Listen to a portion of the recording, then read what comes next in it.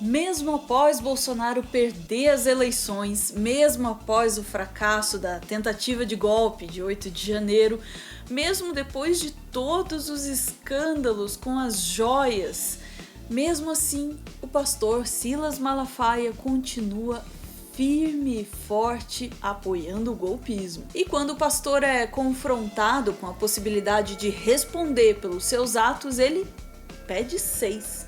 É truco, ladrão. Falei pro meu advogado aqui, se me prenderem, você tá proibido de entrar com habeas corpus.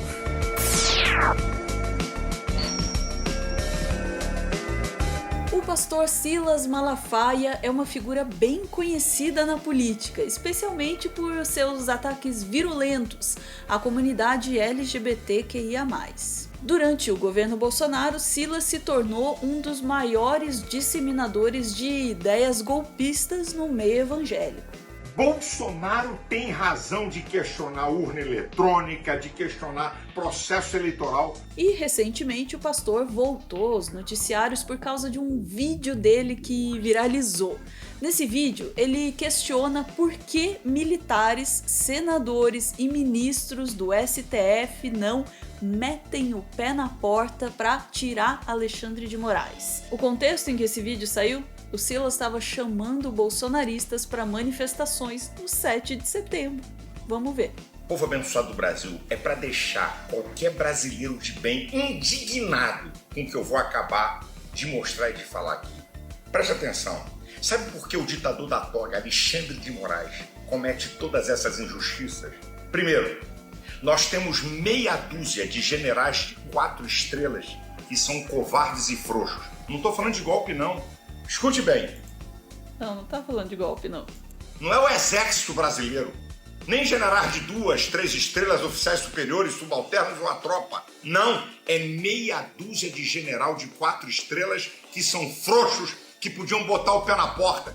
Não é sobre golpe, é sobre botar o pé na porta, gente. Pois é, a coisa ficou tão feia nesse discurso que esse vídeo aí acabou como parte de um pacotão de conteúdo golpista que fez o Ministério da Justiça acionar a Guarda do Distrito Federal para evitar ataques no feriado. Obviamente a mídia caiu em cima, né? Uma reportagem da Veja que, olha, passa longe de ser uma revista comunista, né? Vamos combinar. Essa reportagem chamou Malafaia de último dos radicais. O Malafaia não deixou barato. O pastor respondeu, né? Mas daquele jeitinho dele. Minha gente, esse vídeo eu vou falar sobre um jornalista inescrupuloso da revista Veja. Não é contra a revista Veja, porque lá tem jornalistas sérios. E sobre o 7 de setembro. Olha a matéria do cretino. O último dos radicais, Malafaia entra na mira do Ministério da Justiça. Isso é brincadeira. Eu estou no radar do Ministério da Justiça por suspeita de incitar atos antidemocráticos dia 7 de setembro. Acertou! Mentira! Ele diz que eu xingo o ministro Alexandre de Moraes, entre outras coisas. Sabe o que ele faz? Ele é covarde. Ele tira frases de um vídeo meu para fazer a narrativa. Olha, o Malafaia ele não esconde que ele sabe muito bem que esses constantes desafios à democracia podem acabar colocando ele na mira da justiça. Mas ele responde a isso como, hein? Aumentando a aposta, claro, né? Lógico. Falei pro meu advogado aqui, se me prenderem, você tá proibido de entrar com habeas corpus. Me deixa lá. Porque se Deus quiser usar isso para derrubar esses caras, eu sei o preço que se paga. Não entra com nada não, me deixa lá. Ué, mas por que diabos o pastor faria essa ameaça desse tipo? Elementar, meu caro Watson, é que uma eventual prisão dele, ele já indica no discurso, né? Ou mesmo até uma medida mais branda, poderia muito bem ser usada para se martirizar e acusar o governo de perseguir os cristãos. Ah, meu Deus. Talvez seja com esse escudo que o pastor esteja contando, né? Fala, Clube do Fim! A gente tá falando aqui do pastor Silas Malafaia, que depois de gravar vários vídeos golpistas, diz que se for preso, não vai pedir habeas corpus. Vocês acham que tem gente na extrema-direita que fica procurando prisão, pancada e outras medidas judiciais para se vitimizar? Agora ele quer fazer a linha Jesus. viu que Lula fez certinho, foi humilde, foi preso. Agora ele tá querendo fazer igual. Só que golpista não dá certo, né? Golpista vai pra cadeia e vai ficar na cadeia. Em nome de Jesus. Em nome de Ratanabá. Derei Cantasnai. Tá, mas vamos falar sobre a extrema-direita? Silas não esconde que ele faz parte da extrema-direita, a ponto de se sentir pessoalmente ofendido quando dizem que a extrema-direita tem que ser combatida. Olha só. Olha a fala absurda e cretina do ditador da toga Alexandre de Moraes no TSE.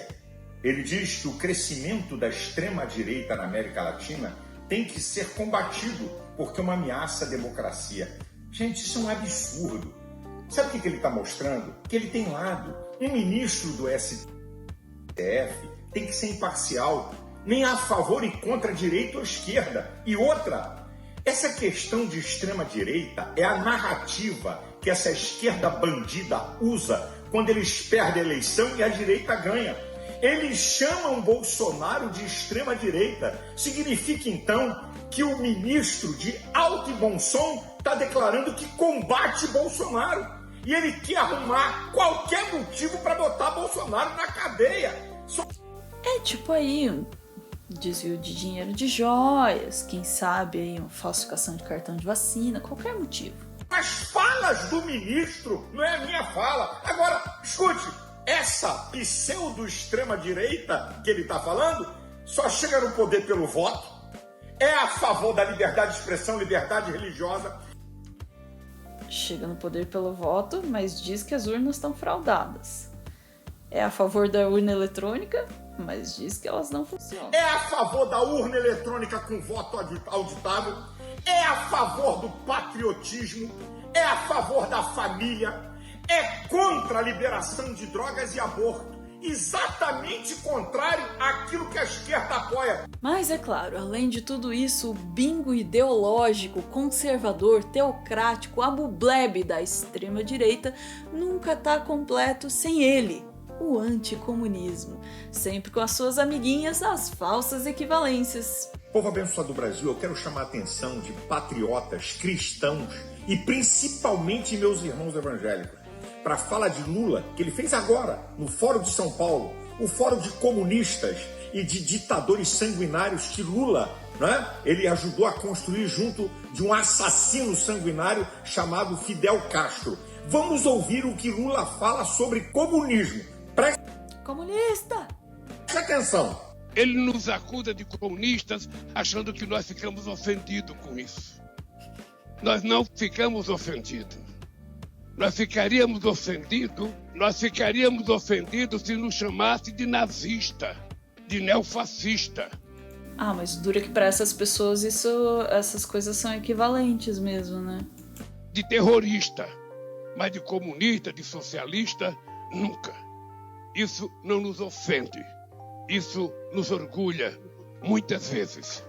Lula dizendo que tem orgulho de ser chamado comunista. Ó, eu não quero ser chamado de nazista nem de fascista. E quem te falou que o nazismo e o fascismo é pior do que o comunismo? Mas nada disso impressiona, né? Porque a gente sabe que o Malafaia sempre foi assim. Não foi? Não o quê? Pera, você não sabe que o Malafaia já apoiou o Lula? Aham.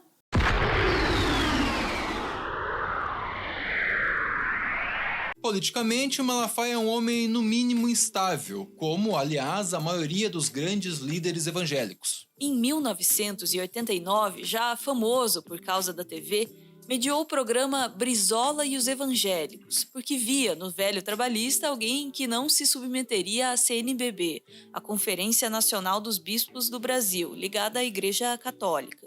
No segundo turno, foi uma exceção no meio protestante ao apoiar Lula, porque, segundo ele, era um cara que vinha da classe baixa, do sofrimento do pobre. 3 eleições mais tarde, em 2002, chegou a aparecer num programa do petista. A posição mudaria drasticamente décadas depois, quando Malafaia afirmou que quem negava a fé por causa de Bolsa Família era pior do que um corrupto. Eles se utilizam da necessidade do povo, das classes menores, não é? Das pessoas de bem. Eles conseguiram, com esses programas sociais... De quem que tá falando ali que se utiliza da necessidade das pessoas mesmo? sociais, que não foram eles que fizeram, mas eles ampliaram politicamente para dominar o povo, porque não adianta dar Bolsa Família e o cara vai lá no mercado e é outro preço. E o cara vai no hospital e toma lambança. Então, e a conta da energia elétrica não precisa nem falar. O rompimento definitivo com o PT aconteceu quando o governo de centro-esquerda colocou na mesa pautas progressistas, principalmente as que pretendiam combater a discriminação contra homossexuais. Depois disso, Malafaia apoiou José Serra e Aécio Neves nas eleições presidenciais. Se tornou frequentador de marchas anticorrupção. Em 2014, com apenas algumas tuitadas em menos de 24 horas, fez a então candidata Marina Silva mudar seu programa de governo voltado para a comunidade LGBTQI+. Quando Jair Bolsonaro despontou como candidato, a aliança já estava selada. Os dois tinham se aproximado muito antes, em 2006, na época em que brigaram contra o PL 122, o projeto de lei que criminalizava a homofobia. Foi Malafaia, inclusive, que celebrou o casamento do presidente com a atual esposa, Michele. Para o jornal Le Monde, o pastor se gabou da proximidade com o presidente. Até hoje, nós nos falamos todas as semanas via WhatsApp. Conversamos sobre tudo, de problemas matrimoniais à política. Tem que ver essas conversas aí, hein? Até durante suas viagens de estado no exterior, ele me telefona. Pois é, seja na religião, na comunicação ou na política, o único compromisso do pastor Silas Malafaia parece ser com a obtenção e a manutenção de poder para si mesmo. Se para isso ele precisar ameaçar a democracia ou usar a crença das pessoas, é jogo. O partido de Silas Malafaia é Silas Malafaia. E aí? Estamos esperando a resposta e ver o que o STF vai fazer